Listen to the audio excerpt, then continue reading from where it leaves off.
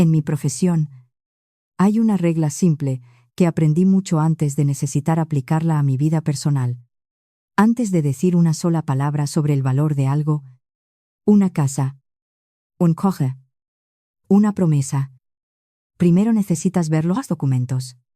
Y solo entonces escuchas la voz que describe lo que esos documentos significan.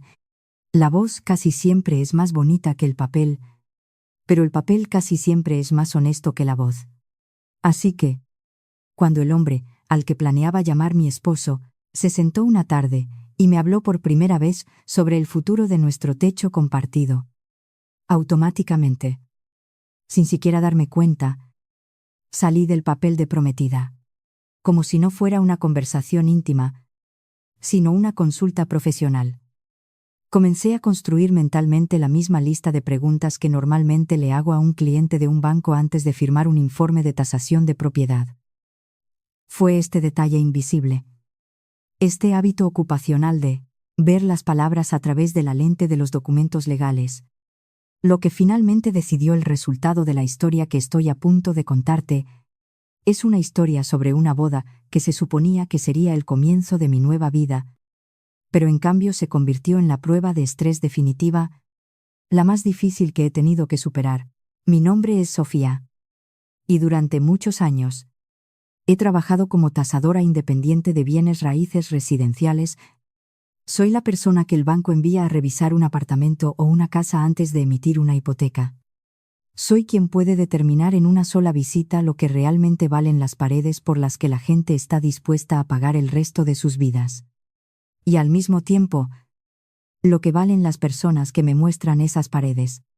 Porque un apartamento, resulta, te dice mucho más sobre sus dueños de lo que ellos mismos te dirían en una cena.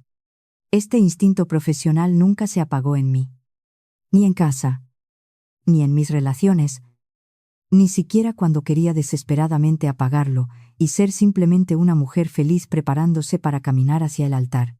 Si te estás acomodando para escuchar esta historia, ponte cómodo, porque lo que sigue no será fácil. Será frustrante.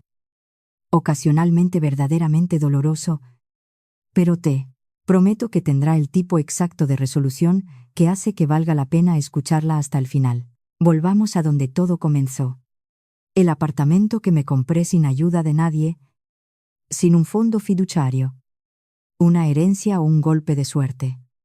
Lo compré exclusivamente a través de años de esfuerzo, saltándome vacaciones, aceptando trabajos adicionales y sabiendo cómo contar cada céntimo donde otros preferían solo soñar.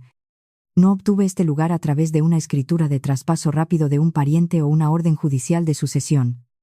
Lo obtuve a través del acuerdo de compra más estándar y honesto, donde el único garante de mi futura tranquilidad era mi yo pasado. Durante años, metódicamente aparté un porcentaje de cada honorario de tasación que ganaba, tan metódicamente que mis colegas en la firma a mis espaldas me llamaban tacaña. Solo sonreía en respuesta, sabiendo que en unos años mi frugalidad se transformaría en mis propios metros cuadrados en un tranquilo barrio de Madrid donde no llegaba el ruido del tren de cercanías. Por las noches, mi sala de estar se inunda con una suave luz dorada del atardecer, una característica que, en la jerga profesional de los agentes inmobiliarios, exige una prima silenciosa y no oficial en cualquier anuncio. Después de todo, una buena vista significa más para algunos compradores que los metros cuadrados de la cocina. Mi camino hacia la propiedad de una vivienda fue largo y nada heroico. Más bien, fue terco y sistemático. Es el tipo de camino que toma alguien que decidió desde el principio que nunca dependería de la buena o mala voluntad de un propietario. Esa decisión no surgió de la nada. Creció a partir de recuerdos de infancia de mi familia, yendo de un alquiler a otro año tras año. Los propietarios aumentaban el alquiler al azar, decidían vender la propiedad, o simplemente cambiaban de opinión sobre el arrendamiento. Cada mudanza significaba una nueva escuela, nuevos compañeros de clase y otra aguda sensación de que nuestra familia simplemente no tenía una base sólida bajo nuestros pies. A medida que crecí, me puse una meta que parecía excesivamente pragmática para una mujer joven. no gastar en lujos hasta tener mi propio techo sobre mi cabeza. Este objetivo dictó casi todas las decisiones que tomé durante años. Impulsó mi elección de una carrera en bienes raíces, permitiéndome estudiar el mercado desde dentro. Me llevó a alquilar una habitación pequeña, pero muy barata a una tía lejana, en lugar de conseguir mi propio apartamento. Construyó el hábito de ahorrar incluso los bonos más pequeños.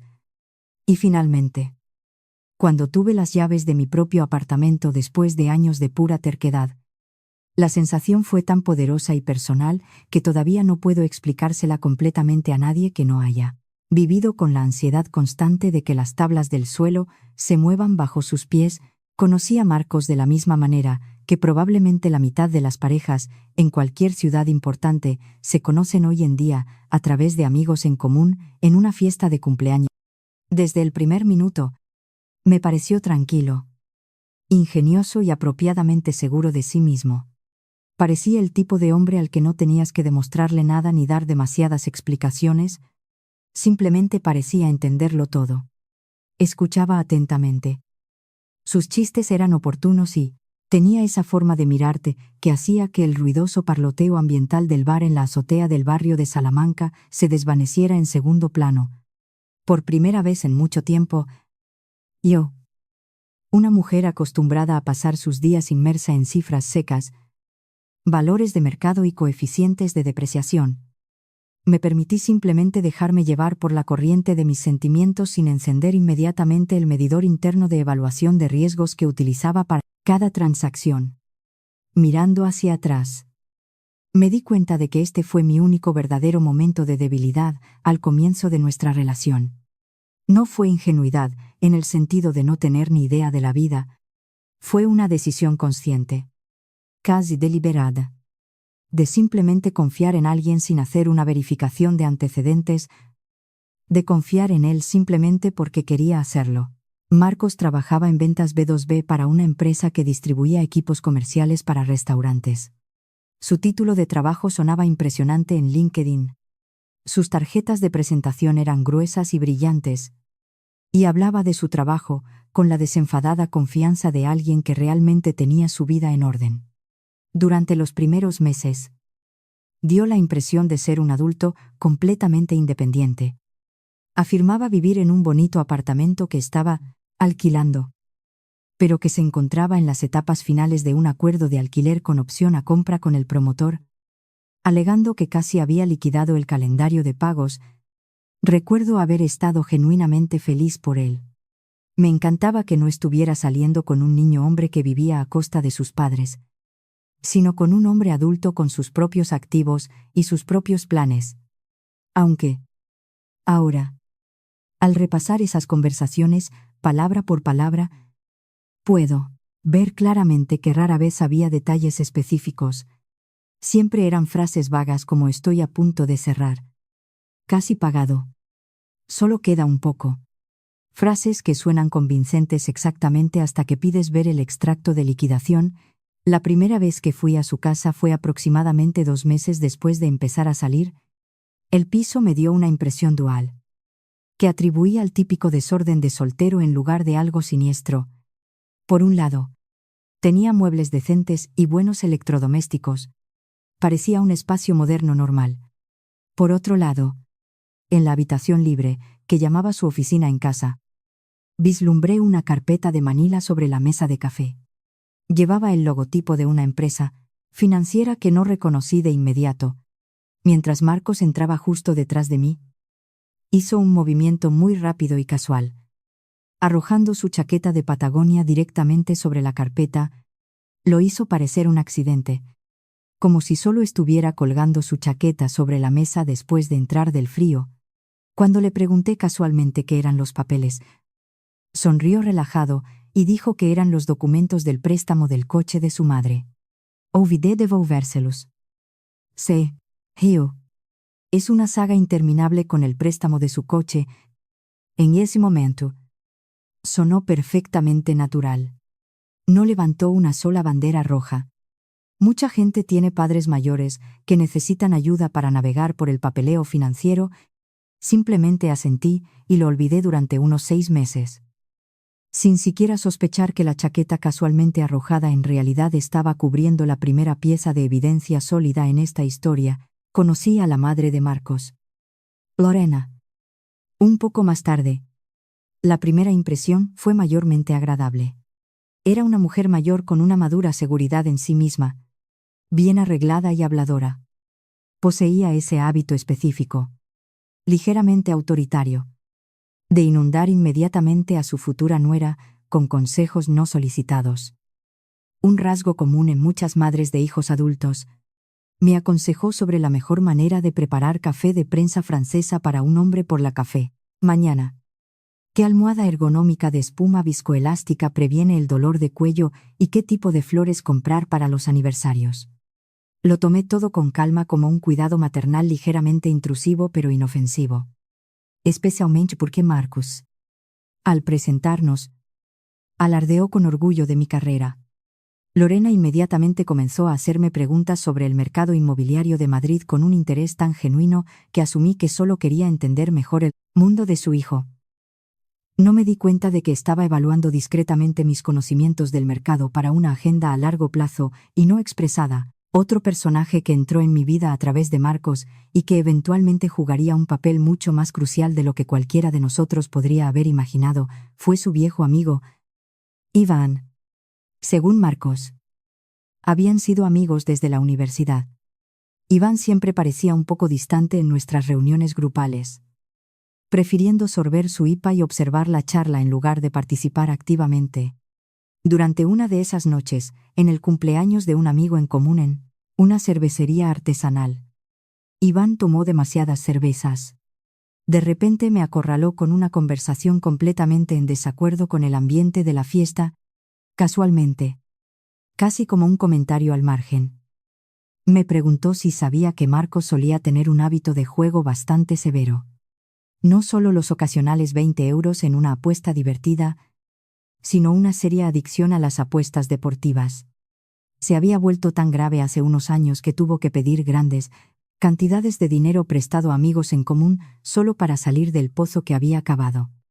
Iván rápidamente retrocedió como si se diera cuenta de que había dicho demasiado, agregando que eso era historia antigua y que Marcos había abandonado por completo las aplicaciones y los corredores de apuestas. Finalmente enderezándose para una relación seria, pero esa información cayó en mi mente como un peso de plomo. Se quedó allí esperando el momento en que encajaría junto con todas las otras piezas dispersas del rompecabezas, volviendo a casa en un Uber esa noche. Me senté en silencio haciendo las cuentas. Su contacto visual esquivo cada vez que hablábamos de su apartamento, la chaqueta sobre la carpeta con el logotipo de un prestamista, una nota post-it manuscrita que había visto en su nevera una semana antes que decía pagar antes del 15 o multa por impago, un fragmento de una llamada telefónica que había escuchado donde susurraba liquidaré el saldo después de la boda. El extraño comentario de Lorena en la cena sobre cómo alguien de nuestra familia siempre se mete en un apuro financiero. Y ahora esta confesión de un viejo amigo de la universidad sobre un problema masivo de apuestas deportivas, mirando las luces borrosas de la ciudad. Mis instintos profesionales finalmente ahogaron a mis románticos. Si un cliente me trajera una propiedad para tasar y el propietario exhibiera este cóctel específico de banderas rojas circunstanciales, no dudaría ni un segundo en aconsejar a los suscriptores del banco que realizaran una verificación de antecedentes exhaustiva antes de aprobar un solo céntimo. Sin embargo, cuando se trataba de mi propia vida, seguía retrasando la auditoría. Seguía convenciéndome de que las relaciones personales no debían medirse con las mismas métricas que los bienes raíces comerciales, aunque con cada día que pasaba, entendía más claramente que esta mentalidad exacta es la trampa más peligrosa en la que caen las personas inteligentes y pragmáticas cuando sus propios corazones están en juego. Ir de compras para el vestido de novia, que debería haber sido uno de los hitos más alegres del proceso de planificación, inesperadamente se convirtió en otro rasgo llamativo en el lienzo. Lorena había insistido en acompañarme a la boutique de novias en la Milla de Oro, afirmando que quería compartir este momento mágico. Mientras evaluaba críticamente una silueta tras otra, comentó casualmente que después de la boda La joven pareja, obviamente, necesitaría apretarse el cinturón. Nadie empieza viviendo en el lujo. Suspiró, agitando una mano. Honestamente, sería lo inteligente para ustedes dos consolidar. No gastar dinero en dos lugares. Ya que tú ya tienes ese hermoso y espacioso apartamento, Marcos podría simplemente mudarse contigo. Todo ese dinero extra que ahorrarían en alquiler podría destinarse a algo que la familia realmente necesita. Aunque fue formulado como un consejo estándar y campechano de una suegra cariñosa, en ese momento sentí un escalofrío distintivo. Esto no era un pensamiento espontáneo expresado en voz alta. Esto era parte de una estrategia precalculada, que madre e hijo claramente ya habían trazado a mis espaldas, solo esperando el momento adecuado para proponérmela. La consultora de la boutique que me ayudaba a ponerme un vestido le mostraba a Lorena un catálogo de estilos de velo. De pie en el pedestal frente al espejo de suelo a techo, escuchaba, medias, a mi futura suegra discutir animadamente las longitudes de velo más de moda. Mientras tanto, miraba mi propio reflejo en el satén blanco. Sin pensar en la boda en absoluto, pensaba en cómo una persona puede parecer una novia absolutamente radiante en un espejo mientras internamente realiza un análisis de datos altamente complejo que nadie en la habitación siquiera sospecha. Esta dualidad. La novia radiante por fuera, la analista hiperconcentrada por dentro, se convirtió en mi estado predeterminado en las semanas siguientes.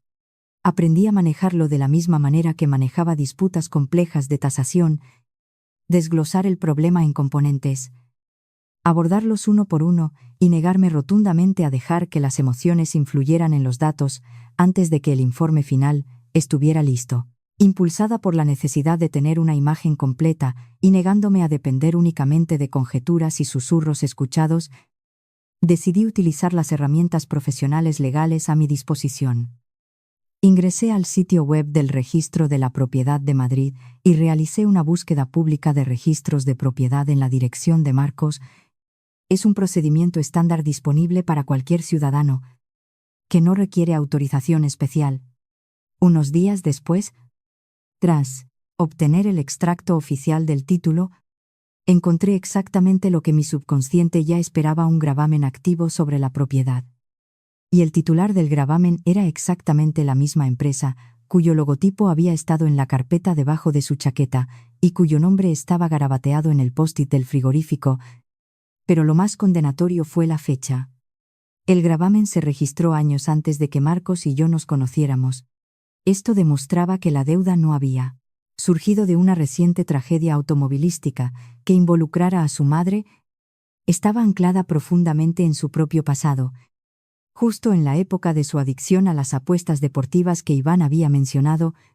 En un instante, toda la fábula sobre el préstamo del coche de mamá se desintegró ante mis ojos, exponiendo una realidad mucho menos noble e infinitamente más alarmante. Armada con este conocimiento, me enfrenté a una difícil elección. Una probablemente familiar, para cualquiera que de repente descubre que su pareja está ocultando algo enorme. Podría haber provocado una confrontación inmediata, golpear la escritura impresa en la mesa y exigir respuestas en ese mismo momento. O podría ejercer moderación. Podría esperar a que él me presentara voluntariamente el gran plan que ya sabía que venía, para poder escuchar su versión de los acontecimientos sin adornos ni ensayos. Sin delatarme. Elegí lo último. No por debilidad y no para retrasar una pelea dolorosa, sino por un cálculo frío y profesional. Mis años como tasadora me enseñaron una regla de oro. La mejor prueba de la deshonestidad de una persona no se reúne cuando le echas los hechos en cara, sino cuando le das la palabra para que hable libremente, completamente inconsciente de que tú ya tienes las pruebas. Aproximadamente 6 meses después de nuestra relación, Marcos me propuso matrimonio. Y lo hizo de manera hermosa. Un restaurante en la azotea con vistas al horizonte de Madrid, un cuarteto de cuerda en vivo en lugar de una lista de reproducción de Spotify. Un anillo del que más tarde se jactó con orgullo ante sus amigos, que le había llevado 3 semanas y múltiples consultas con joyeros para seleccionar. Esa noche fui genuinamente feliz. Sentí esa alegría humana, simple que rara vez me permitía experimentar plenamente, habiendo pasado toda mi vida revisando y calculando cada variable por un momento fugaz. Pensé que quizás finalmente podría guardar mi paranoia profesional y ser simplemente una novia en lugar de la aseguradora de mi propio destino. Pero en el sótano profundo de mi conciencia, donde guardamos las cosas que no estamos listos para procesar, el recuerdo de la carpeta oculta permanecía en silencio, esperando su hora. La planificación de la boda comenzó casi de inmediato, y aquí, por primera vez en toda nuestra relación, empecé a notar cambios sutiles en el comportamiento de Marcos. Al principio, ni siquiera me atrevía a mencionarlos en voz alta, porque individualmente parecían triviales. De repente, se mostraba mucho más ansioso por discutir lo que sucedería después de la recepción. En lugar de la fiesta en sí, abordaba suavemente el tema de nuestros futuros arreglos de vida desde la distancia, tanteando el terreno. Preguntaba sobre mi viaje al trabajo, si me gustaba mi barrio a largo plazo o si alguna vez me sentía sola en un apartamento tan grande. Honestamente, al principio tomé estas preguntas como una conversación prematrimonial estándar sobre el nido. Ciega a cualquier motivo oculto, todas las parejas comprometidas eventualmente tienen que decidir dónde van a vivir. Lorena también comenzó a inmiscuirse en nuestras vidas con creciente frecuencia, y sus visitas empezaron a adquirir un sabor muy específico. Se quejaba casualmente de su salud, luego pasaba al aumento del coste de los servicios públicos y finalmente terminaba hablando del estado deteriorado de su viejo coche, que, según ella, estaba a punto de desarmarse en la carretera. Sin un coche fiable en las afueras, oír a mis médicos es prácticamente imposible. Suspiraba. Cada queja sonaba patética y humana, provocando en mí una genuina simpatía. Valoro mucho a las personas que cuidan de sus padres mayores y nunca he creído en desestimar las dificultades de los ancianos. Sin embargo, apiladas una tras otra, estas quejas empezaron a formar una secuencia, un patrón que yo, distraída por los depósitos de la boda y el cierre de tratos inmobiliarios, aún no había logrado armar del todo. Un detalle específico, sin embargo, se alojó en mi cerebro mucho más profundamente que el resto. Todavía no puedo explicar por qué fue ese momento exacto el que activó mi instinto profesional de moho negro. Una noche, me pasé por casa de Marcos sin previo aviso para recoger un libro que había olvidado. Lo encontré en medio de una llamada telefónica. Fue una conversación corta y tensa. Lo oí espetar. Ya te dije que liquidaré el saldo después de la boda. No vuelvas a llamar a este número. Solo dame un poco más de tiempo. Cuando me vio de pie en el umbral, su tono cambió instantáneamente. Colgó apresuradamente, con exagerada exasperación. Se quejó de que el agresivo departamento de telemarketing de un banco no lo dejaba en paz con una oferta de tarjeta de crédito. Estos spammers son implacables. Bromeó. Una vez más, no insistí en los detalles. Dejé que lo atribuyera a la molestia diaria con el servicio al cliente. Pero el puro pánico en su voz, cuando dijo liquidar el saldo, resonó dentro de mí con una resonancia aguda y punzante. Era exactamente la misma frecuencia vocal que escuchaba en clientes que intentaban desesperadamente ocultar daños estructurales al inspector del banco antes de una tasación de garantía. Mi mejor amiga, y probablemente la única persona a la que me permitía expresar mis dudas, era Carla. Solíamos trabajar juntas, y ahora era copropietaria de una boutique de corretaje inmobiliario. Carla es tan despiadadamente pragmática con la vida de los demás, como ocasionalmente imprudente con la suya propia. Fue la primera persona a la que le conté sobre el incidente de la chaqueta sobre la carpeta y la llamada telefónica de liquidar el saldo después de la boda. Lo mencioné casualmente, mientras tomábamos lates de leche de avena entre dos visitas a propiedades, esperando que dijera algo como déjalo ir. Todos los chicos tienen rarezas. En cambio, Carla dejó su taza de café. Me miró fijamente a los ojos y, sin rastro de ironía, dijo que en su línea de trabajo, detalles como esos casi nunca son una coincidencia. Un hombre cuyo dinero y papeleo están realmente en orden no lanza con pánico una prenda de vestir sobre documentos. Cuando su prometida entra, y no usa ese tono de voz específico y sofocado al teléfono, el tono que la gente reserva exclusivamente para aquellos a quienes les deben dinero, intenté reírme, atribuyendo su reacción a la deformación profesional, ya que ella trataba con compradores y vendedores turbios todos los días, pero nuestra breve charla se hundió más profundamente en mí de lo que quería admitir. Por primera vez, sentí la nauseabunda constatación de que estaba analizando mi propia relación con el mismo desapego frío y metódico que usaba para una transacción de propiedad comercial de alto riesgo, el trabajo. Mientras tanto, no me dejaba mucho tiempo libre para la angustia. Irónicamente, fue durante esas semanas que un expediente llegó a mi escritorio que desempeñó un papel extraño, casi profético. En cómo veía mi vida hogareña, el banco me asignó la tasación de una propiedad para un cliente que buscaba obtener una línea de crédito hipotecaria masiva. Durante mi diligencia debida, descubrí que este cliente ya había apalancado la misma propiedad a través de un prestamista privado depredador, ocultando completamente este hecho al banco principal. El efectivo que había retirado no se gastó en renovaciones de la casa, como había asegurado a su familia y vecinos, sino en pagar enormes deudas de tarjetas de crédito alimentadas por una adicción al juego de años. Su propia esposa solo se enteró cuando agresivos agentes de cobranza se presentaron físicamente en su puerta. Mientras redactaba el informe de rechazo oficial para ese expediente, me invadió una ola nauseabunda de déjà vu. Sentí que no estaba leyendo el expediente de un extraño, sino un borrador preliminar de mi propio futuro no escrito. Los paralelismos entre ese expediente y las frases fragmentadas que escuchaba de mi propio prometido eran asombrosos. Esa noche, al llegar a casa, saqué mi agenda de trabajo.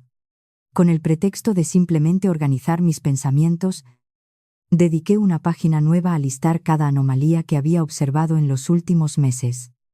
La chaqueta en la carpeta, la llamada telefónica, después de la boda, la extraña hiperfijación de su madre en su coche, sus respuestas evasivas y escurridizas cada vez que preguntaba directamente sobre el capital de su apartamento, nuestra cena de compromiso, celebrada en un círculo familiar íntimo poco después de mi conversación con Carla, proporcionó otro eslabón pequeño, pero muy esclarecedor en la cadena.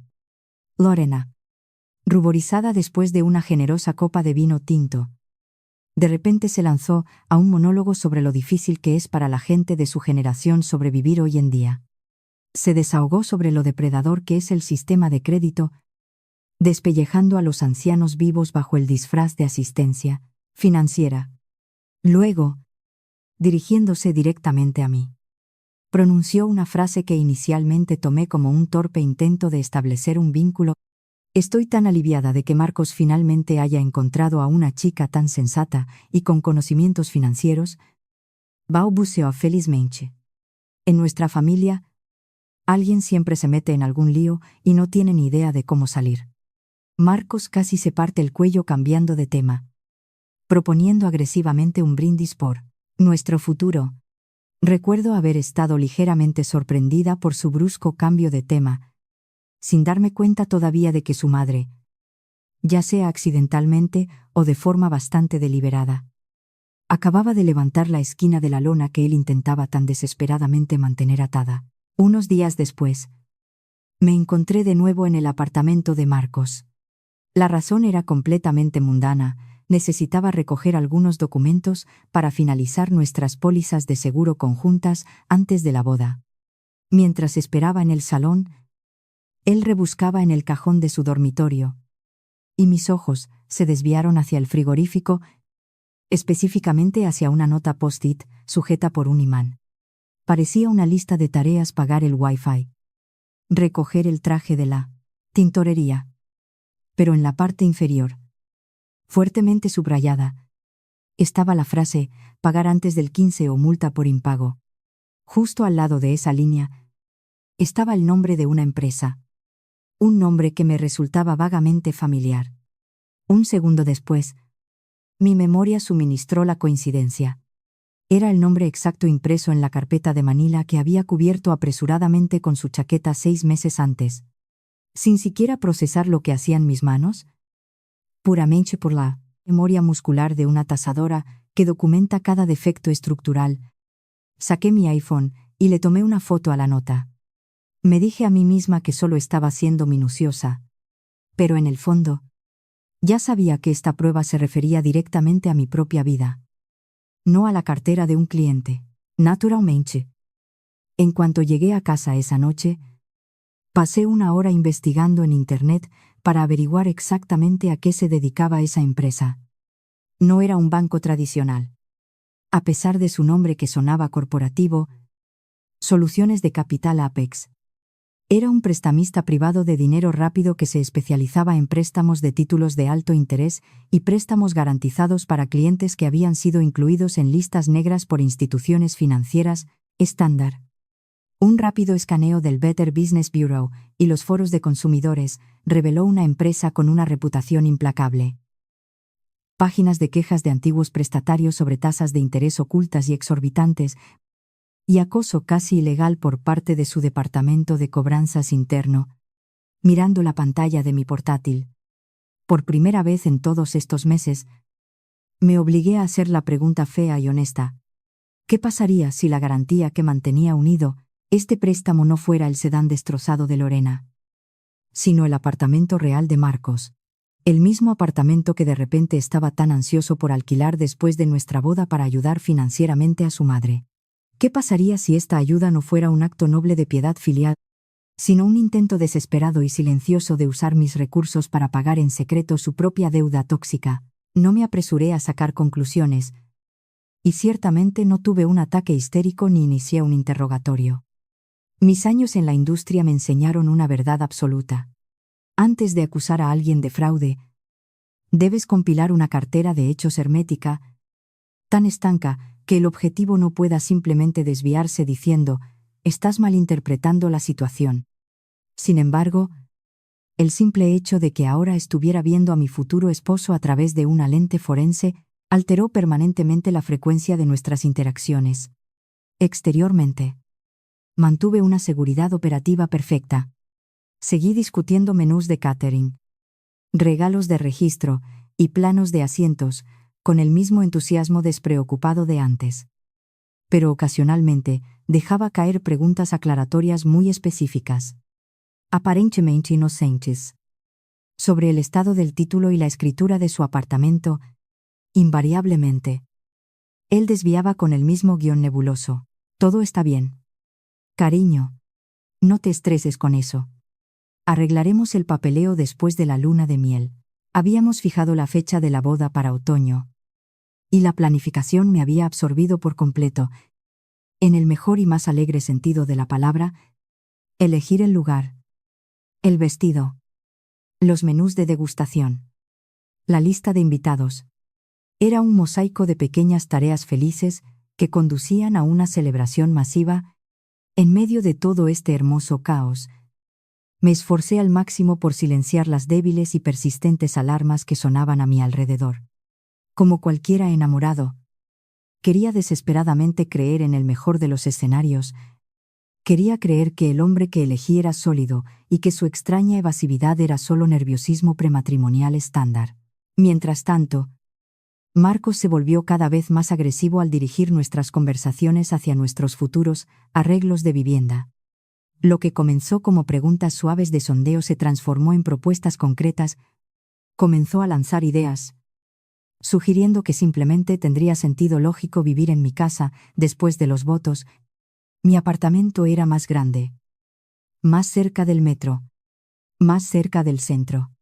Su lugar, por otro lado, no debía quedarse vacío. Debería ser aprovechado. Podemos alquilarlo. Generar algunos ingresos pasivos para el presupuesto familiar. Decía, si lo escuchabas a medias, sonaba perfectamente racional. ¡Qué responsable!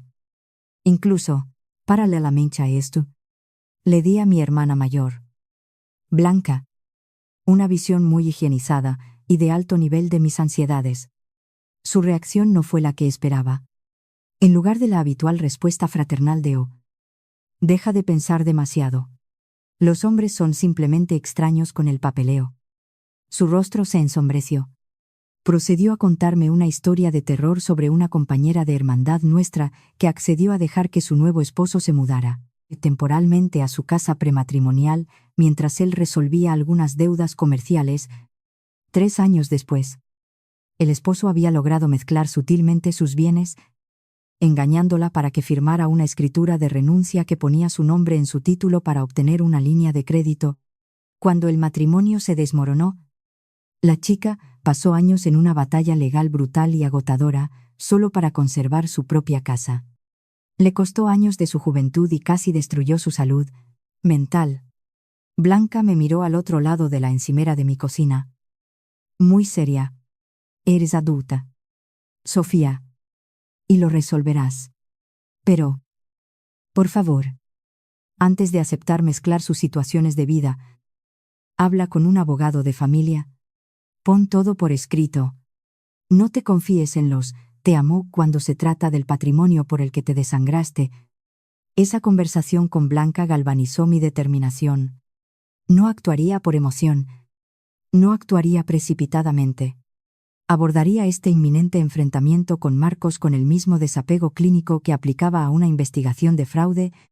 Necesitaba la máxima cantidad de hechos, una comprensión cristalina de mi objetivo final y una negativa absoluta a dejar que las palabras bonitas sustituyeran a los fríos y duros libros de contabilidad. En las semanas siguientes, mientras mantenía la fachada de una novia dichosamente estresada, concerté discretamente una consulta con una abogada de derecho familiar. Discutimos la mecánica de la mezcla de bienes, la distinción legal entre propiedad prematrimonial separada y propiedad matrimonial en España, la relevancia de la fecha de compra y las formas inquebrantables de proteger mis bienes inmuebles de mi exclusiva propiedad de futuras reclamaciones. Incluso si, técnicamente nadie exigía nada, en voz alta todavía. Aprendí muchas verdades feas, pero muy necesarias sobre el derecho de divorcio. Exteriormente, los preparativos de la boda continuaron. Reservamos las limusinas. Elegimos los cócteles de autor.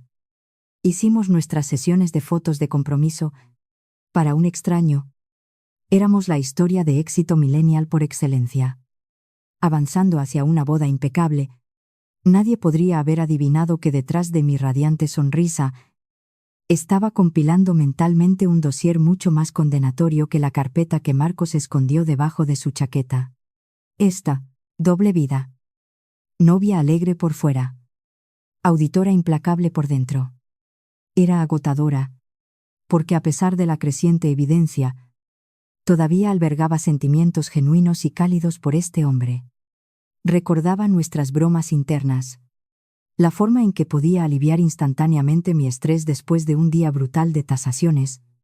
Este cóctel tóxico de amor y paranoia creciente hacía que cada día de espera para la inevitable confrontación se sintiera como una tortura psicológica. Lorena, mientras tanto, aparentemente creía que su gran estrategia ya era victoriosa porque sus insinuaciones perdieron toda pretensión. Un domingo, vino a tomar café y literalmente trajo una hoja de precios impresa del Blue Book de Kelly para SUV usados. Colocó las impresiones directamente sobre la encimera de mi cocina y señaló con entusiasmo qué modelo estaba mirando. Prácticamente ronroneando. Tan pronto como Marcos tenga su situación de apartamento finalizada, iremos directamente al concesionario. Al verla hojear con alegría las fotos de Honda CR-V, todas mis dudas persistentes se desvanecieron. Todos los hilos de esta conspiración convergían en un único punto. Mi apartamento, mi hogar, iba a ser el cordero de sacrificio utilizado para rescatar discretamente su desastre financiero. Todo hábilmente disfrazado de construir un futuro familiar juntos, poco antes del día D. Me reuní con Carla para una cena tardía. Finalmente, rompiendo mi silencio, le expuse todo el expediente del caso sin censura, el extracto de la escritura con el gravamen. El prestamista depredador. La confesión sobre las apuestas deportivas, la nota adhesiva y Lorena extendiendo folletos de coches en la encimera de mi cocina. El rostro de Carla se ensombreció con cada frase. Cuando terminé, dejó el tenedor y dijo algo que sé, quedará conmigo por el resto de mi vida. Sofía, veo este mismo escenario en mi agencia todo el tiempo. Mujeres inteligentes y fieramente independientes que pasan años convenciéndose a sí mismas de no agitar las aguas, reúnen pruebas. Luego se dicen a sí mismas que necesitan más pruebas antes de confrontarlo. Se quedan atrapadas en este ciclo interminable de recopilación de datos durante meses, a veces años, perdiendo dinero, tiempo y, en última instancia, su propio respeto. La única manera de no convertirse en una historia de advertencia es establecer un límite interno estricto. En el momento en que tengas suficientes hechos para estar absolutamente segura, aprieta el gatillo inmediatamente. Porque esperar más tiempo ya no es ser cauteloso. Es consentir voluntariamente ser una víctima. Escuchar a mi mejor amiga decirlo en voz alta rompió mi parálisis. Tenía más que suficientes hechos. El tiempo de espera había terminado. Literalmente el día antes de que Marcos finalmente decidiera presentar formalmente su plan maestro. Ocurrió un pequeño pero explosivo incidente. Mientras le ayudaba a buscar un viejo budos en el desordenado cajón de su escritorio, descubrí accidentalmente un sobre con el logo de Soluciones de Capital Apex. Dentro había un aviso formal de intención de ejecución hipotecaria. El documento declaraba en una jerga legal clara que debido a la persistente falta de cumplimiento del calendario de pagos, la compañía estaba iniciando procedimientos legales para embargar la garantía, es decir, el apartamento de Marcos. Ver el documento físico, no solo un extracto electrónico del registro, clarificó la magnitud de la crisis. No estábamos hablando de un molesto préstamo personal de alto interés que podía ir pagando lentamente. Estábamos hablando de la inminente pérdida catastrófica de su activo principal. Fue esta bomba de tiempo. Me di cuenta. Lo que obligaba a Marcos y a su madre a escalar de las sutiles insinuaciones a la acción directa. Literalmente se habían quedado sin tiempo, 2 días antes de la conversación. Un antiguo colega mío, un suscriptor de hipotecas, en un banco importante para el que trabajaba con frecuencia, me llamó, después de algunas charlas de la industria, me preguntó casualmente si todavía estaba comprometida con un tipo llamado Marcos. Mencionó que el nombre de Marcos había llegado a su escritorio durante una reunión interna de evaluación de riesgos con respecto a un cliente con un historial crediticio altamente radiactivo y reconoció el nombre de mi Instagram. Las leyes de secreto bancario le impedían darme cifras exactas, pero el mero hecho de que esta llamada ocurriera, de que mi mundo profesional ahora chocara con mi desastre privado, fue el último clavo en el ataúd. No estaba siendo paranoica. No estaba creando un drama por la ansiedad prematrimonial. Este era un incendio financiero de 5 alarmas que ya había quemado más allá de los límites de su familia y ahora era visible para las personas de mi ámbito profesional. Esa noche, acostada despierta junto a un Marcos que roncaba, finalicé mi plan de batalla. Si mis sospechas se confirmaban por su propia boca, no iba a gritar, llorar o rogarle la verdad. Iba a mantener una compostura absolutamente aterradora y a contrarrestar su propuesta con una oferta espejo construida sobre la misma lógica que él estaba tratando de usar en mi contra. Sería una propuesta que lo obligaría a poner todas sus cartas sobre la mesa o exponer a todos, incluida su madre, el precio real de sus poéticos discursos sobre la familia y el cuidado, mientras trazaba los movimientos de ajedrez conversacionales por primera vez en meses. No sentí miedo ni confusión.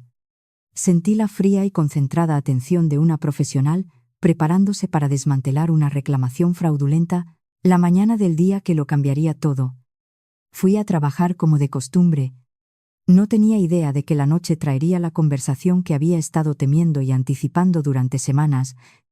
Inspeccioné 2 propiedades y escribí un informe de valoración masivo para un adosado en el barrio de Chueca. Todo el día me acompañó una extraña sensación casi física de culminación inminente. Se sentía exactamente como el momento antes de pulsar calcular en un modelo de valoración complejo y masivo. Todas las variables están introducidas, Las comparables están verificadas, y todo lo que queda es ver el número final innegable. Volviendo a casa en un Uber esa noche, le pedí al conductor que se detuviera en una vinoteca. Compré una botella del caro Cabernet que solíamos guardar para ocasiones especiales. Mi intuición me decía que la ocasión era inminente. Esa noche. Mientras estábamos sentados en el sofá con nuestro vino, supuestamente ultimando el plan de mesa, Marcos de repente dejó su teléfono boca abajo sobre la mesa de centro. Me miró con esa mirada practicada tan específica que usa la gente cuando está a punto de soltar un monólogo muy ensayado, y luego inició la conversación que detonaría permanentemente nuestro futuro. Dejó su teléfono con una lentitud casi ceremonial, como la gente aparta las distracciones antes de una conversación importante.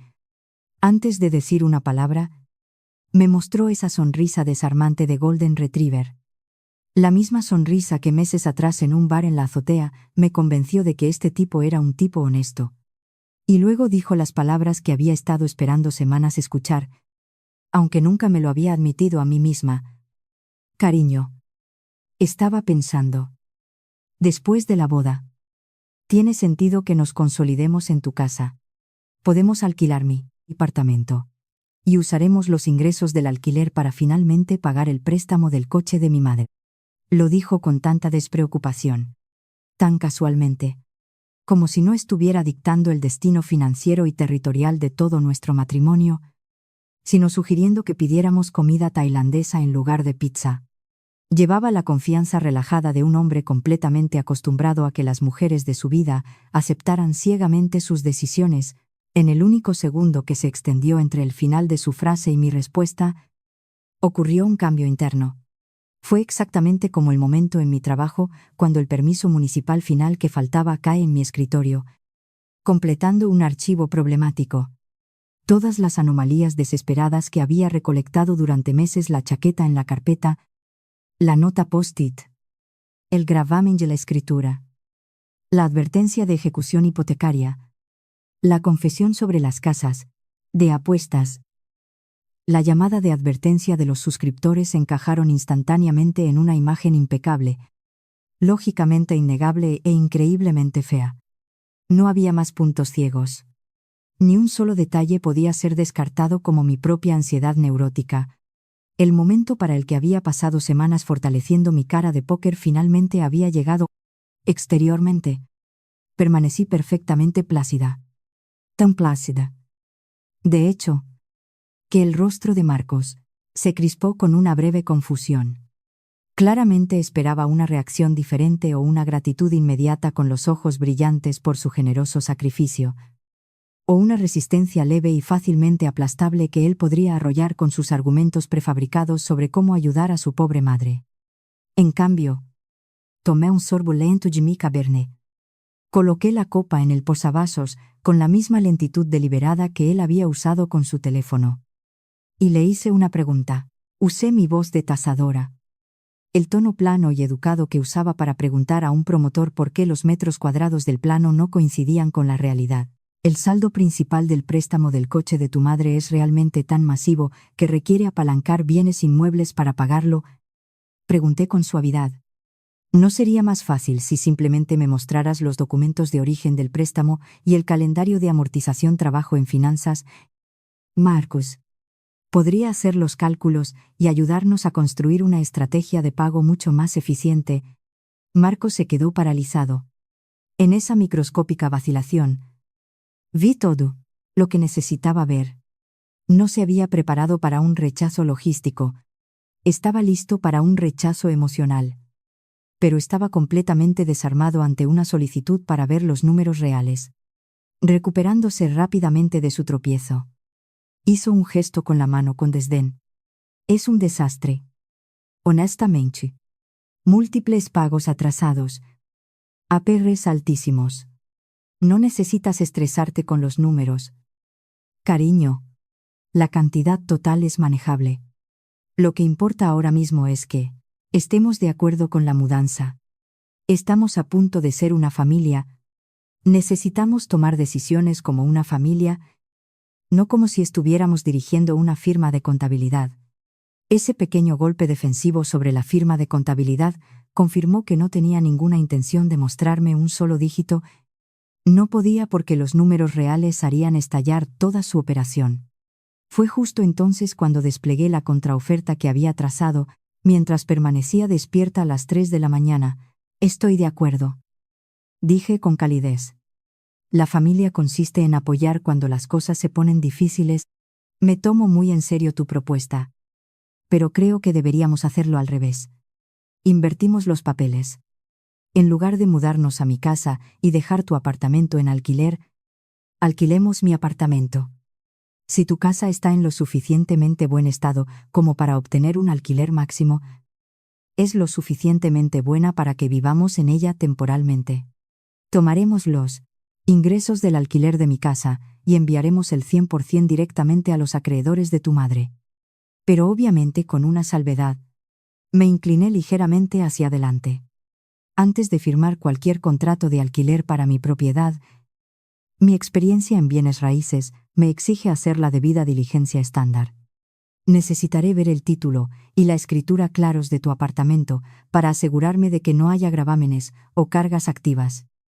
Solo, para que podamos redactar el papeleo de residencia de manera legal y limpia, el rostro de Marcos experimentó una transformación tan violenta que no necesité un polígrafo para validar mis hallazgos.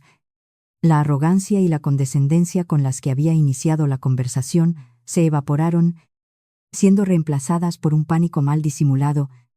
Sus ojos se dirigieron hacia la ventana, y sus dedos, antes relajados sobre su rodilla, comenzaron a tamborilear rápidamente contra su muslo. Ganó tiempo. Bueno. La cosa es que el apartamento en realidad todavía está a nombre de mi abuela en un fideicomiso. El proceso de sucesión y transferencia de título aún no ha sido registrado por completo por el ayuntamiento. Es una pesadilla legal. Hace apenas 2 meses, él se había jactado explícitamente de haber completado su compra con opción a compra directamente al promotor. La colisión de sus propias mentiras era ensordecedora, resonando en mis oídos más fuerte que una sirena. No lo ocurriré con la contradicción. Decidí darle suficiente cuerda para que se ahorcara o finalmente confesara. Sonreí suavemente. Oh. Problemas de sucesión. Eso se resuelve fácilmente. Tengo una fantástica abogada de títulos en mis contactos. Ella puede acelerar el proceso de registro en días. Mientras tanto, podemos empezar a anunciar mi casa y gestionar todo simultáneamente para no perder ningún ingreso por alquiler. Solo dime una fecha estimada para cuando puedas tener los documentos del fideicomiso de la abuela, completamente despojado de su fachada de confianza. Marcos balbuceó algo incoherente sobre que dependía de los abogados. Luego, como un hombre ahogándose que agarra un trozo de madera flotante, cambió drásticamente de táctica, intentando utilizar la culpa como arma. No entiendo por qué estás siendo tan intensamente burocrática con esto. Espetó, alzando la voz. Estamos hablando de mi madre. Una mujer que me crió sola, prácticamente matándose, trabajando en 2 empleos. Y tú estás aquí actuando como una auditora fría y calculadora cuando mi familia necesita apoyo. No un interrogatorio. Este giro de la lógica empresarial falsa a la manipulación emocional agresiva era un patrón de comportamiento que había visto 100 veces en vendedores fraudulentos que intentaban ocultar moho negro detrás de discursos sobre confiar en un apretón de manos. No caí en la trampa. Mantuve mi voz perfectamente nivelada. Mi preocupación por tu madre es genuina, Marcos. Y estoy dispuesta a ayudar de una manera que sea estructuralmente sólida y transparente. Pero la transparencia no es burocracia. Es la base de cualquier matrimonio saludable. Si vamos a mezclar nuestros bienes y nuestro flujo de efectivo, ambos socios necesitan acceso completo al libro de contabilidad. No volamos a ciegas basándonos en las demandas unilaterales de una persona, justo en el momento. Como si un director de escena lo hubiera convocado. Sonó el teléfono de Marcos. Era Lorena. Visiblemente, aliviado por una excusa para romper la tensión, puso el teléfono en altavoz.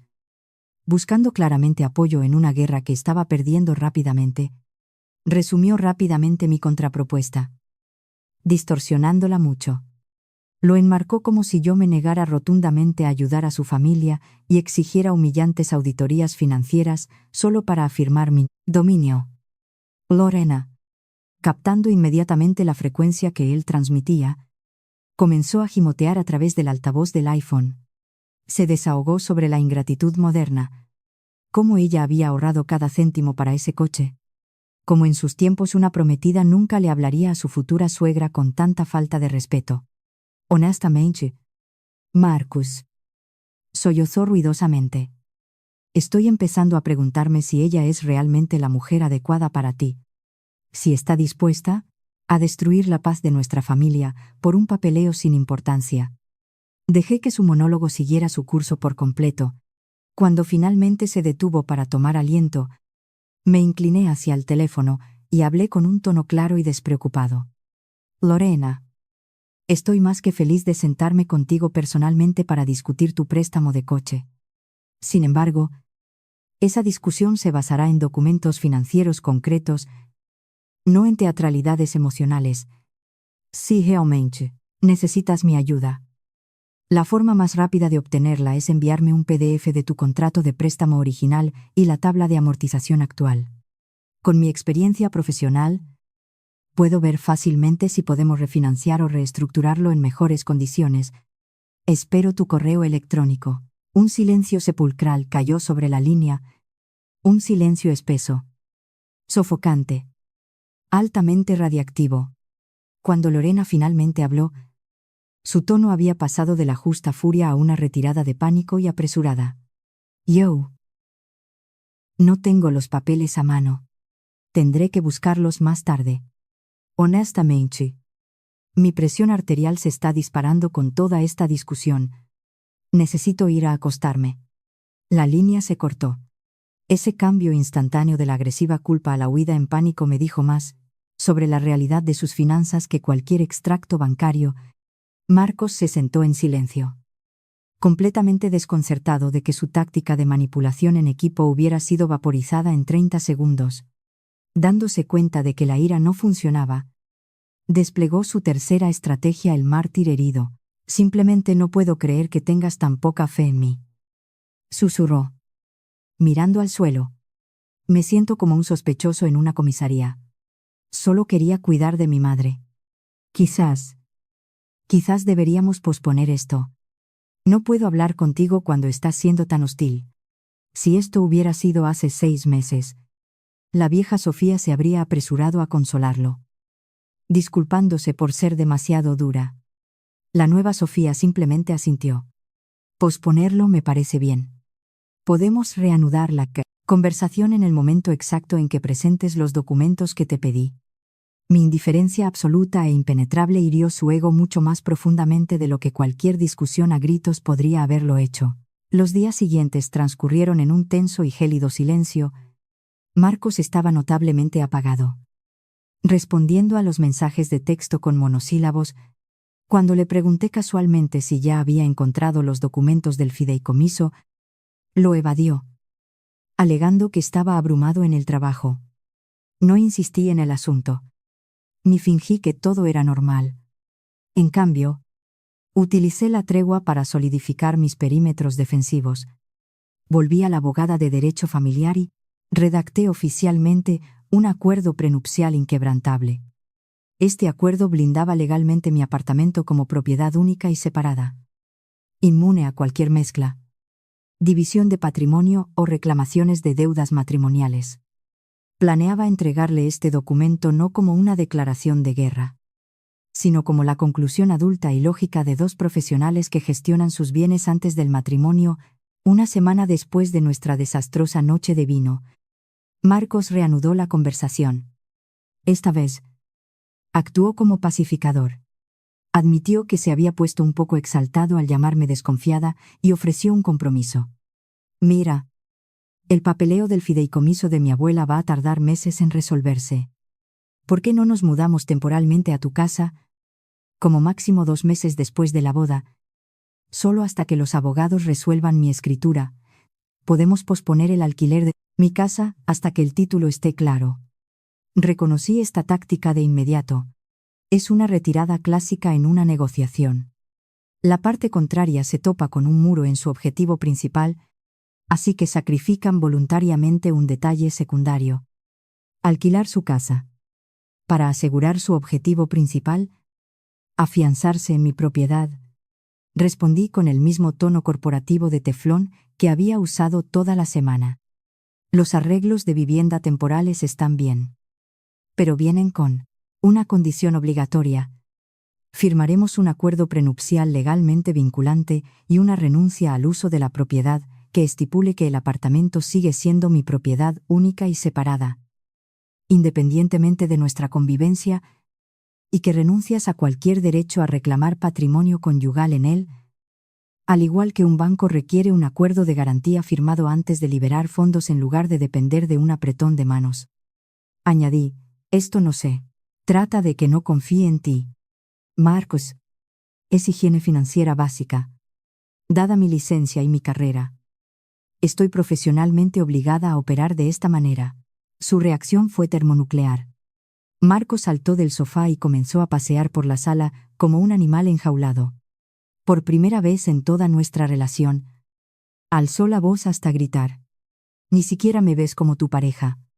Literalmente estás preparando nuestros papeles de divorcio antes de que hayamos cortado el pastel. Esto es psicótico. Sofía, la gente normal no hace esto. Solo alguien que ya ha renunciado al matrimonio actúa así. Su voz ya no sonaba como un prometido, ofendido. Sonaba como el rugido frenético y desesperado de un estafador viendo a su víctima salir por la puerta. Recurriendo al arma definitiva, acusar a la víctima de no amarlo lo suficiente. Lo dejé gritar hasta que se agotó. Cuando terminó de jadear, le solté una frase que me di cuenta. Le golpeó como un impacto físico. No estoy preparando documentos para un divorcio. Marcus. Estoy preparando documentos para la honestidad. Si tus intenciones son tan puras como, firmar este papel no cambia absolutamente nada de nuestra vida diaria. Permanecerá en un cajón para siempre. Pero si las intenciones de alguien no son puras, este documento es lo único que me protege de lo que ya empiezo a sospechar, que toda esta campaña para mudarse a mi casa no tiene absolutamente nada que ver con el coche de tu madre y todo que ver con que tú intentes conseguir influencia sobre mis bienes inmuebles para rescatarte de una catástrofe. Marcos se quedó paralizado. El silencio en la habitación era tan denso que podía oír el segundero del reloj de pared de mi cocina. No ofreció ni un solo hecho para refutar mi acusación. Simplemente me miró con los ojos vacíos y murmuró, «Nunca esperé que fueras tan tóxica». Se dio la vuelta, entró en el dormitorio y cerró la puerta. No la golpeó, pero la cerró con la fuerza suficiente para comunicar su profunda devastación teatral. Me quedé sola en la sala, mirando mi copa de vino, medio vacía. Curiosamente, no sentí ansiedad, ni remordimiento por lo que había dicho. Solo sentí el alivio profundo y sin peso de una persona que finalmente ha dejado de fingir no ver el elefante en la habitación. A la mañana siguiente, durante un desayuno sofocantemente silencioso, mi teléfono zumbó. Era un mensaje de texto de Lorena. Abrí la conversación para encontrar un enorme muro de texto claramente escrito con frenética prisa. Abandonando su tono altivo habitual, se desmoronó por completo. Confesó que no se trataba solo del coche. Marcos había estado ahogado en deudas durante años. Deudas tan masivas que le aterraba decir el número en voz alta. Afirmó que solo intentaba ayudar a su hijo a salir del pozo antes de que esa gente hiciera algo mucho peor que simplemente ejecutar la hipoteca de su apartamento. Este histérico mensaje de texto fue la pieza final de Exodia. Fue la primera confirmación directa por escrito de que la crisis era infinitamente más oscura y peligrosa que un simple préstamo de coche impagado. La frase esa gente confirmó que no se trataba solo de una amenaza a mi puntuación crediticia, era una amenaza potencial a la seguridad física, lo que hizo que mi ansiedad se encerrara en una caja estanca. Inmediatamente recurrí a mi protocolo de gestión de crisis. Llamé a Carla y le pedí un enorme favor. Uno de sus clientes de alto patrimonio era un tipo que solía dirigir una agencia de cobro especializada, de las que manejan deudas tóxicas e irrecuperables para prestamistas oscuros. Aunque técnicamente Carla no debería haber mezclado su lista de clientes con mi drama personal, el puro pavor gélido en mi voz la convenció. Concertó una reunión para el día siguiente en una cafetería tranquila en las afueras. El tipo se presentó como Silas. Parecía un jugador de fútbol americano retirado que había cambiado el uniforme por un traje a medida porque es un americano. Le di un resumen de alto nivel, el nombre, soluciones de Capital Apex, la cantidad estimada del préstamo que Marcos había insinuado y el frenético mensaje de Lorena sobre esa gente. El rostro de Silas se puso muy serio. Me lo explicó, confirmando mis teorías más oscuras. Soluciones de Capital Apex era técnicamente un prestamista con licencia, pero en la industria se les conocía como un alimentador. Cuando un prestatario incumplía un préstamo masivo de alto riesgo, Apex rápidamente empaquetaba y vendía ese papel tóxico a reparadores de terceros no regulados.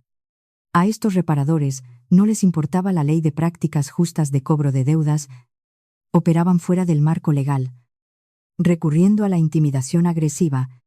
Silas explicó que esta transferencia generalmente ocurre cuando las sanciones e intereses compuestos superan el valor real de la garantía inmobiliaria. Miré a Silas a los ojos y le pregunté, ¿las historias sobre intimidación física y violencia contra los miembros de la familia son reales, o es solo una leyenda urbana? Silas no endulzó la verdad. En casos que involucran a jugadores crónicos que evaden deudas masivas de 6 cifras, sí. Neumáticos pinchados, ventanas rotas, tipos que aparecen en tu oficina, amenazando a tu cónyuge. Sucede, pero añadió, tratando de calmar mi pánico. Depende en gran medida de la cantidad exacta en dólares y de la frecuencia con la que esquive sus llamadas. Necesitas obtener el número exacto de liquidación para evaluar tu nivel de amenaza real. No te dejes llevar por la histeria de su madre.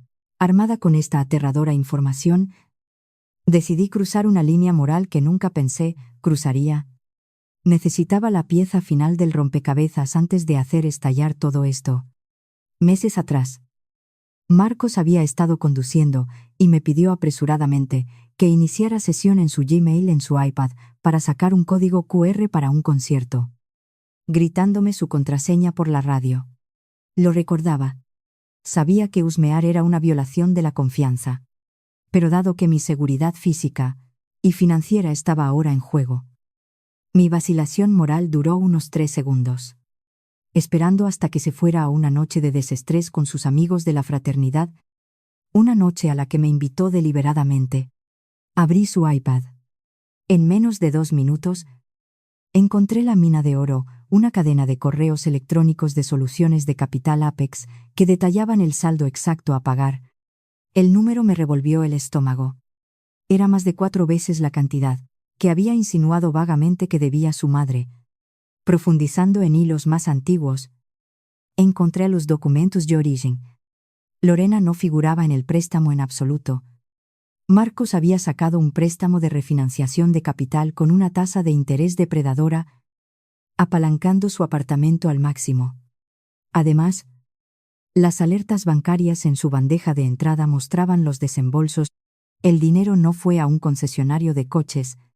Se destinó a transferencias bancarias masivas a casas de apuestas deportivas turbias en el extranjero y a cuentas de Venmo pertenecientes a corredores de apuestas locales, las mismas deudas de las que Iván me había advertido al desplazarme por los correos electrónicos.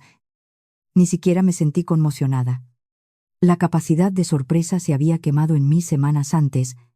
En cambio, sentí la amarga y aleccionadora validación de una auditora que finalmente confirma que el CEO ha estado malversando el fondo de pensiones. La hermosa fachada se había derrumbado por completo bajo el peso de las matemáticas. Pensé para mis adentros. Si esto fuera un expediente de préstamo en mi escritorio en el banco, lo sellaría con una palabra en tinta roja gigante de negado. Ahora, solo tenía que entregar ese sello a un ser humano vivo al que una vez había amado, el día antes de la cena familiar dominical en casa de Lorena en las afueras.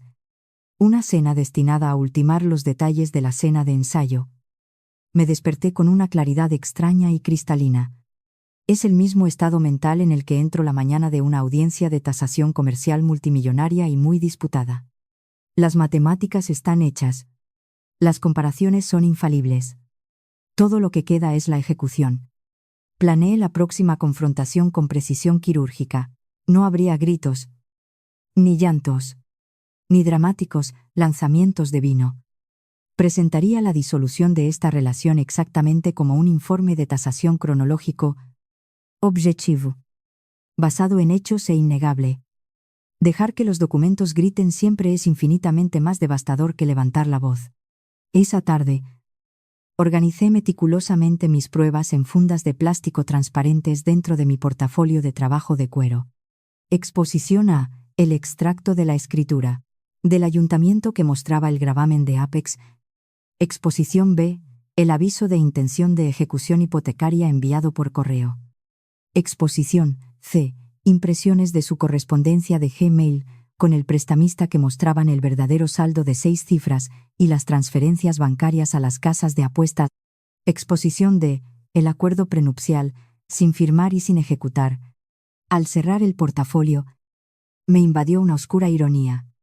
Por primera vez en mi vida, estaba desplegando mi arsenal profesional no para proteger el capital de un banco, sino para salvar mi propia vida. No me asustó. Me empoderó. Este era mi terreno, Marcus, completamente ajeno al material radiactivo que descansaba en mi regazo en el asiento del pasajero. Estaba de un humor fenomenal durante el viaje a las afueras. Puso música a todo volumen.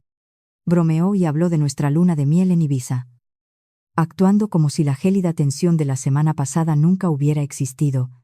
Su alegría ilusoria era lo más difícil de digerir. Estaba sentada junto a un hombre que o bien se había convencido por completo de que sus mentiras se sostendrían, o había estado mintiendo durante tanto tiempo que su cerebro simplemente funcionaba en piloto automático. Esto solo cimentó mi resolución. La casa suburbana de Lorena estaba llena de parientes y el olor a estofado de carne. Estaban presentes Lorena, su hermana menor, la tía de Marcos y su esposo, una vecina entrometida que prácticamente era considerada familia, Y, el primo de Marcos Y, su esposa. Era la audiencia perfecta. Una multitud de testigos unida pero considerable, asegurando que la verdad no pudiera ser barrida bajo la alfombra, manipulada o achacada a un malentendido. Esperé hasta el postre. La mesa alcanzó esa cómoda pausa post-comida donde todos están relajados, tomando café y prestando atención. Aclaré mi garganta y hablé con una voz clara y audible. Dado que tenemos a la familia principal reunida aquí hoy, creo que es el momento perfecto para discutir un tema logístico crítico con respecto a los futuros arreglos de vivienda de Marcos y míos. Es mejor manejar esto de manera transparente ahora que esperar a que explote más tarde. La postura de Marcos se volvió instantáneamente rígida. Su tenedor se detuvo a medio camino de su boca. Me lanzó una mirada de puro terror. Luego sus ojos se dirigieron a su madre. En ese intercambio de una fracción de segundo, vi el silencioso y desesperado sos de un niño hombre rogándole a su mamá que limpiara su desastre. Pero no les di un microsegundo para secuestrar la narrativa. Hablando con la cadencia firme y autoritaria que uso en las salas de juntas, recordé a la mesa la propuesta que Marcos había hecho semanas antes que viviéramos en mi apartamento. Alquiláramos su apartamento y usáramos el dinero para pagar el gravoso préstamo del coche de Lorena. Al escuchar su propia historia falsa, utilizada como arma frente a su hermana y sobrino, Lorena intentó interrumpir, empleando su característica voz temblorosa. «Oh, Sofía, cariño. Los tiempos son tan difíciles. Los jóvenes no entienden». La corté suavement, pero con una autoridad absolutamente inquebrantable. «Por favor, permítame terminar. Todos tendrán la palabra para hablar en el momento en que yo termine». El establecimiento de límites psicológicos funcionó a la perfección. Un silencio denso y resonante cayó sobre el comedor. Todos en la mesa intuyeron que algo catastrófico estaba sucediendo, y la pura gravedad de mi tono los obligó a observar cómo se desarrollaba el desastre. Abrí mi portafolio de cuero. Saqué la prueba A, el extracto de la escritura del ayuntamiento, y la deslicé al centro de la mesa del comedor justo al lado de la salsera. Este documento, declaré con calma, es de dominio público. Muestra un enorme gravamen colocado sobre el apartamento de Marcos años antes de que él y yo nos conociéramos. Por lo tanto, la narrativa de que esta crisis financiera está relacionada con un reciente préstamo de automóvil para Lorena es fundamentalmente falsa. Antes de que nadie pudiera exhalar, golpeé la prueba C sobre la mesa, los correos electrónicos impresos. Esto, continué, mi voz sin delatar emoción alguna, es correspondencia entre Marcos y su prestamista depredador, Apex Equity. Detalla un saldo a pagar de 6 cifras. Leí la cantidad exacta en voz alta, pronunciando cada sílaba para que nadie pudiera alegar que no me había oído. Y estas capturas de pantalla adjuntas del libro mayor muestran que el capital extraído del apartamento no se utilizó para emergencias familiares, sino que se transfirió directamente a cuentas de apuestas deportivas en el extranjero y a corredores de apuestas locales. El primo de Marcos, que había estado observando como si estuviera viendo un documental de crímenes reales, rompió el silencio. Se volvió hacia Marcos, con una mirada de disgusto. «Hermano, esto es cierto». Marcos, pálido como un fantasma y sudando, balbuceó una patética ensalada de palabras sobre instrumentos financieros complejos, problemas temporales de liquidez y asuntos familiares. Pero su voz temblaba tan violentamente que incluso la vecina, entrometida, intercambió una mirada profundamente perturbada con su marido. El jurado había llegado a un veredicto, aprovechando el shock. Me dirigí directamente a Marcos y pronuncié mi alegato final. Habría movido montañas para ayudarte a arreglar esto. Dije, mirándolo directamente a sus ojos aterrorizados. Si tan solo hubieras venido a mí como un hombre. Me hubieras dicho la verdad y hubieras expuesto la realidad de tu adicción. Pero no lo hiciste. Intentaste secuestrar en secreto mis bienes inmuebles y mi seguridad financiera para salir del paso con prestamistas, usando a tu madre como escudo humano para manipularme emocionalmente. Ahora que las cuentas están sobre la mesa, no voy a tomar decisiones precipitadas hoy. Pero oficialmente, he terminado de participar en conversaciones construidas sobre el fraude. Lorena perdió la cabeza. Se levantó de su silla y desató un torrente de gritos histéricos. Me acusó de humillarlos, de sacar a la luz trapos sucios delante de invitados. Y afirmó que una prometida decente y cariñosa habría manejado esto en privado. No montado un tribunal. De repente, su hermana menor, la tía de Marcos, golpeó la mano sobre la mesa. Lorena. Basta. Espetó.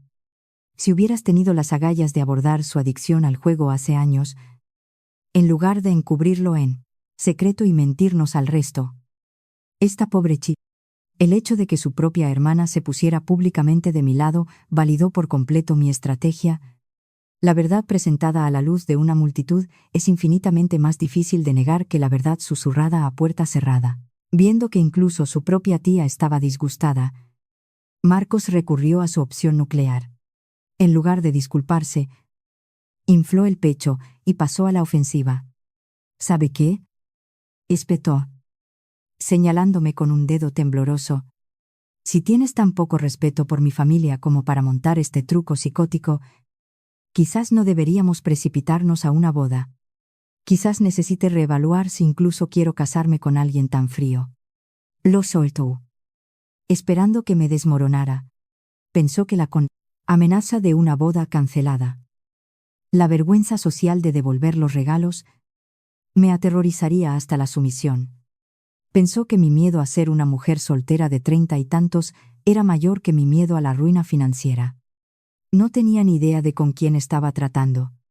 Mi miedo a estar sola era microscópico en comparación con mi miedo a despertarme casada con un mentiroso que debía dinero a usureros. Estoy completamente de acuerdo. Respondí. Mi voz firme como una roca. Deberías reevaluar absolutamente y podemos discutir el futuro de nuestra relación en privado, pero solo después de que proporciones una contabilidad totalmente auditada y verificada por un contable de cada una de las deudas que tienes. Hasta entonces. No hay nada más que decir. Lorena comenzó a sollozar en su servilleta, lamentándose de que su reputación en el barrio estaba arruinada y que los chismes durarían años, pero debajo de sus lágrimas no escuché ni un ápice de arrepentimiento por lo que intentaron hacerme. Solo escuché el terror de una mujer dándose cuenta de que su campaña de relaciones públicas de décadas de ser la familia suburbana perfecta acababa de ser aniquilada desde la órbita, mirándolos al otro lado de la mesa. El velo se levantó por completo. Los vi exactamente por lo que eran. Parásitos que habían pasado años descargando las consecuencias de sus acciones en cualquiera lo suficientemente ingenuo o lo suficientemente cariñoso como para cargar con el peso. El primo de Marcos sugirió torpemente que todos se calmaran y se volvieran a reunir otro día. Me levanté. Con calma. Recogí mis documentos. Los volví a deslizar en sus fundas de plástico y cerré mi portafolio. No hay nada que posponer. Dije. Todos los datos relevantes han sido presentados. Los próximos pasos dependen enteramente de si Marcos es capaz de decir la verdad. No esperé a que Marcos me acompañara a la salida. Pedí un Uber. Salí por la puerta principal y lo dejé sentado entre los escombros de sus propias mentiras, volviendo a la ciudad sola en el asiento trasero. Con mi portafolio descansando sobre mis rodillas, supe que el clímax de esta historia aún estaba por llegar. Porque la variable más oscura y peligrosa, los cobradores en la sombra de los que Silas me había advertido, todavía estaba ahí fuera. Y sabía que para separarme verdaderamente de este radio de explosión, iba a tener que dar un último paso irreversible. El catalizador llegó exactamente 3 días después. Acababa de entrar en mi apartamento después del trabajo, todavía con mi gabardina y quitándome los tacones cuando sonó mi teléfono. Era un número local desconocido. Suponiendo que fuera un corredor o un cliente, respondí profesionalmente. En lugar de un alegre agente inmobiliario, fui recibida por una voz masculina seca, áspera y excesivamente educada. Se presentó como un especialista en resolución, cuentas para los socios de soluciones de Capital Apex, pasando por alto las cortesías estándar de los centros de llamadas. Fue directamente al grano. Sofía, somos conscientes de que usted es la pareja de hecho del prestatario y que ustedes dos tienen previsto casarse legalmente en unos meses. Sería muy beneficioso para su propia tranquilidad futura animarle a liquidar su saldo. Los retrasos prolongados en nuestro proceso de recuperación tienen la costumbre de complicar la vida y la carrera de todos los miembros del hogar inmediato del prestatario. Era una amenaza perfectamente elaborada, legalmente ambigua, envuelta en jerga corporativa. Pero la amenaza subyacente era cristalina. No sentí ni una gota de pánico. En cambio, mi cerebro pasó instantáneamente a un estado de alerta máxima. No dudé ni una fracción de segundo. Escúchame con mucha atención. Respondí. Mi voz tan fría como el nitrógeno líquido. No soy firmante de ningún documento de préstamo. No tengo ninguna responsabilidad por sus deudas. Si usted o su organización intentan contactarme de nuevo, lo haré procesar bajo la Ley de Prácticas Justas de Cobro de Deudas por acoso ilegal a un tercero. Y entregaré el archivo de audio de esta conversación exacta al fiscal general de España. Antes de que pudiera responder, colgué. Había pulsado grabar en mi Apple Watch en cuanto la conversación se puso rara. De pie en mi cocina, con el teléfono aún caliente en la mano, experimenté un momento de profunda claridad quirúrgica. El viaje desde mi primera vaga sospecha hasta este momento exacto de recibir una amenaza mafiosa había durado solo unos meses. Pero cada día que había retrasado actuar según mi instinto, me había costado un pedazo de mi cordura. Hice un voto en ese mismo momento. Nunca más me demoraría. El costo de actuar demasiado lento es siempre, inevitablemente, más alto que el costo de actuar demasiado rápido. No perdí el tiempo llorando. Cogí mis llaves. Llamé a la comisaría de la Policía Nacional más cercana a mi oficina y pedí hablar con un detective que había conocido un año antes durante un caso de fraude inmobiliario no relacionado. Le expliqué la llamada. Me dijo que fuera inmediatamente a presentar una denuncia oficial por acoso y dejar constancia de la amenaza, lo que me aislaría legalmente de los cobradores de deudas. Una hora más tarde, estaba sentada en una aséptica comisaría de policía, exponiendo metódicamente la cronología a un oficial de recepción. Les di los archivos de Apex, los correos electrónicos, la grabación de la llamada telefónica. Al ver al oficial redactar el informe, sentí una rara sensación de empoderamiento.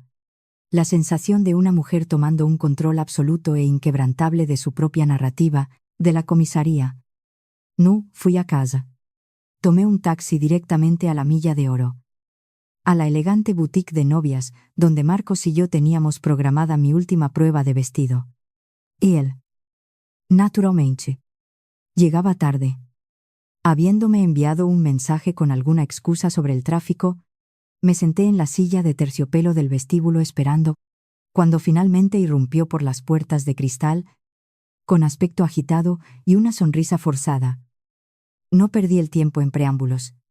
Me puse de pie y dije en voz alta y clara: la boda no está pospuesta. Ni siquiera necesitamos un descanso. Cancelada. Recibí una llamada de tus cobradores de deudas hace una hora amenazando mi seguridad. Acabo de salir de la comisaría.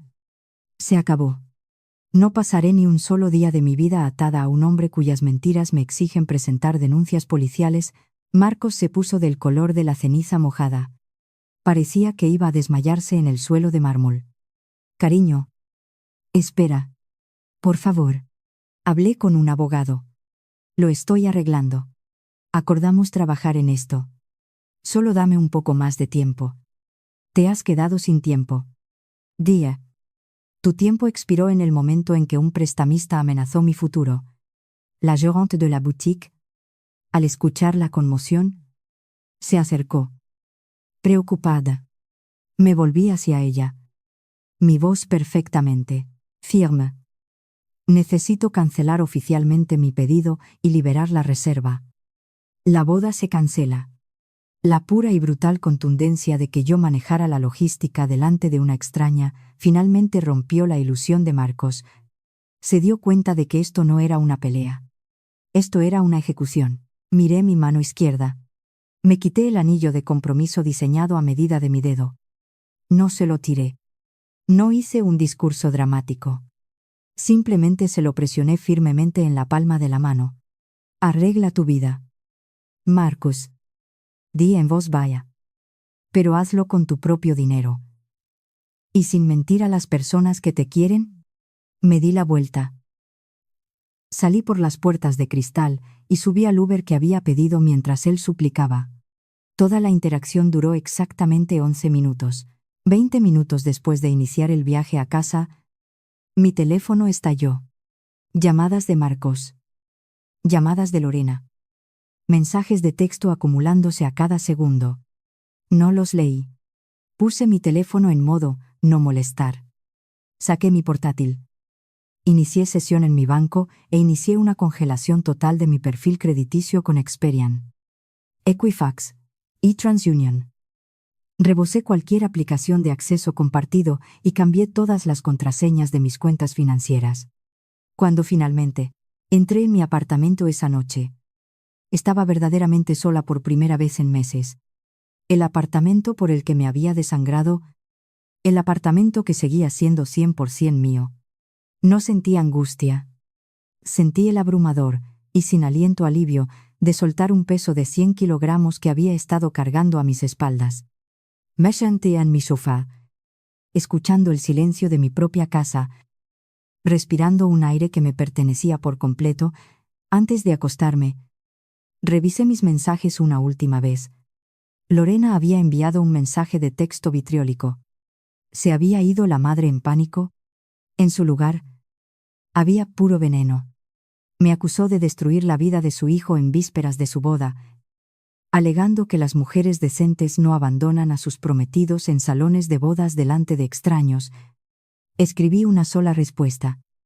Las madres decentes no intentan usar los bienes inmuebles ganados con tanto esfuerzo por otra mujer para rescatar en secreto las deudas de juego de su hijo. No me contacte de nuevo. Bloqueé su número. Luego bloqueé a de Marcos. El puente levadizo estaba subido. A la mañana siguiente, me sumergí de cabeza en mi trabajo. Alrededor del mediodía, recibí una llamada de Iván. No llamaba para defender a su amigo. Llamaba para disculparse. Admitió que la deuda era mucho peor de lo que había dejado entrever inicialmente en la cervecería, y que los corredores de apuestas ilegales estaban aumentando la presión sobre Marcos. Iván confesó que la repentina desesperación de Marcos por casarse conmigo y fusionar nuestros bienes se debía en gran parte a su creencia de que tener una esposa adinerada sobre el papel le daría influencia con los usureros. Agradecí a Iván su honestidad. Colgué y sentí que el último rastro persistente de culpa se evaporaba. Lorena hizo un último y desesperado intento. Se presentó sin previo aviso en el edificio de mi apartamento unos días después, colándose por el portero. Cuando abrí la puerta, se veía desaliñada, aterrorizada y pequeña. Se derrumbó llorando, confesando que había estado avalando préstamos para Marcos desde que era un estudiante de segundo año de universidad, aterrorizada por los chismes del vecindario si alguna vez se declaraba en bancarrota. Me rogó consejos sobre qué hacer ahora que el castillo de naipes se estaba desmoronando. Me quedé en el umbral. No la invité a pasar.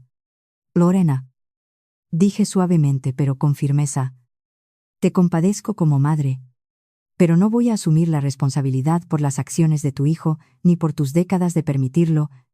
Contrata a un abogado de bancarrota y, por primera vez en su vida, deja que se enfrente a las consecuencias de sus propias decisiones.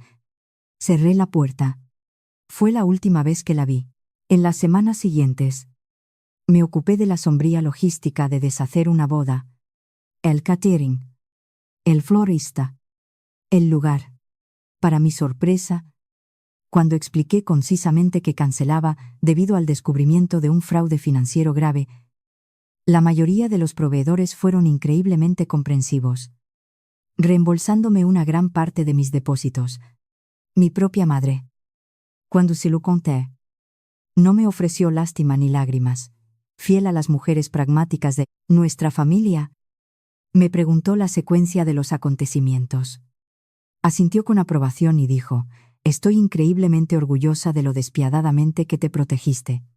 Mi único arrepentimiento es que perdiste 6 meses intentando hacer de novia educada en lugar de confiar en tu instinto desde el primer día. Carla vino con una botella de Veuve Clicquot, declarando que esquivar una bala financiera merecía una celebración, no un velorio. ¿Lamentas el dinero y el tiempo que perdiste en los preparativos de la boda?, preguntó mientras descorchaba la botella. Ni por un segundo, le dije. Si no hubiéramos planeado esta boda, la presión no lo habría obligado a revelar su mano. Fue el precio de la entrada para descubrir quién era realmente. Y me voy con mi apartamento. Mis ahorros y mi autoestima completamente intactos. Marcos intentó emboscarme a la salida de mi edificio de oficinas un mes después. Se paró en la acera con un patético ramo de flores de floristería, lanzando un discurso ensayado sobre cómo iba a rehabilitarse, cómo había contratado a un consolidador de deudas, y cómo solo quería una segunda oportunidad para demostrar que podía ser un hombre de verdad. Ni siquiera cambié mi paso. Mi decisión en la boutique de novias fue definitiva. Marcus. Ninguna cantidad de rehabilitación financiera cambia el hecho de que pasaste un año conspirando para robar mi patrimonio a mis espaldas. No reconstruyo la confianza por lástima. Entré por las puertas giratorias de mi torre corporativa, mirando hacia atrás. Lo vi parado en la acera, bajando lentamente las flores. Finalmente, comprendiendo la permanencia absoluta de su pérdida, por el boca a boca de amigos en común, me enteré del epílogo de su drama familiar. Impulsada por las consecuencias de la cena del domingo, la tía de Marcos forzó una intervención familiar completa, La magnitud de las deudas de juego de Marcos fue expuesta a la familia extensa. Las consecuencias fueron nucleares. La mayoría de la familia cortó lazos con Lorena y Marcos. El SUV de Lorena finalmente fue embargado por el concesionario, cimentando su peor pesadilla convertirse en el tema de chismes del vecindario. El primo de Marcos supuestamente le dijo a la cara que era un sociópata por intentar arrastrar a una mujer inocente a una deuda con la mafia. Mientras tanto, mi carrera se disparó. Liberada del aplastante e invisible estrés de investigar a mi propia pareja, dediqué mi atención a mi trabajo. Tasé con éxito un masivo desarrollo de lujo de varias unidades que me valió un reconocimiento del vicepresidente de gestión de riesgos del banco. La victoria se sentía increíblemente hueca en comparación con la tranquila y profunda satisfacción de sentarme en mi propia sala de estar, sabiendo que me pertenecía únicamente a mí. Ha pasado un año desde aquella fatídica noche con el Cabernet. Recientemente, mientras empacaba mi oficina en casa para rediseñar la habitación, encontré el acuerdo prenupcial, sin firmar, en el fondo de un cajón. Contemplé la densa jerga legal. Aunque nunca se firmó. El acto de redactarlo. El acto de consultar a los abogados y trazar una línea en la arena fue la armadura que necesitaba para sobrevivir. Si alguien me preguntara cuál es la moraleja de esta historia, no diría que es sobre aprender a detectar banderas rojas en un extracto bancario. Se trata de algo mucho más difícil. Se trata del derecho absoluto de una mujer a tirar del freno de emergencia en el momento exacto en que se da cuenta de que el tren se dirige a un precipicio. Independientemente de cuánto dinero se haya gastado en los billetes, cuántos invitados estén sentados en el vagón comedor, o lo avergonzado que esté el conductor. La vergüenza de los demás nunca debería superar tu propia supervivencia. Hace unas semanas, estaba tasando una vivienda para una joven pareja recién comprometida. Mientras guardaba mi medidor láser, observé a la chica preparándose felizmente para firmar un montón de complejos documentos hipotecarios sin siquiera leerlos, riendo mientras su prometido decía: «No te preocupes, cariño». Yo revisé todas las cuentas. No pude evitarlo. Me detuve en la puerta. Me volví hacia ella y le di un consejo que no tenía nada que ver con bienes raíces. Antes de firmar una hipoteca a 30 años o una licencia de matrimonio, hazte una pregunta. ¿Estás absolutamente segura de que has visto todos los documentos, todos los números y toda la verdad? Si sientes incluso una sombra de duda, deja el bolígrafo. Y si él se enfada contigo por pedir ver el libro de contabilidad, esa reacción te dirá más que los números jamás lo harán. Caminando hacia mi coche, sentí una paz profunda y profunda. La cicatriz del año pasado se habían curado por completo, transformándose de una herida en una armadura. Había cancelado una boda que planeé durante 9 meses en exactamente 11 minutos, y fue la decisión más grande y rentable que jamás tomaré.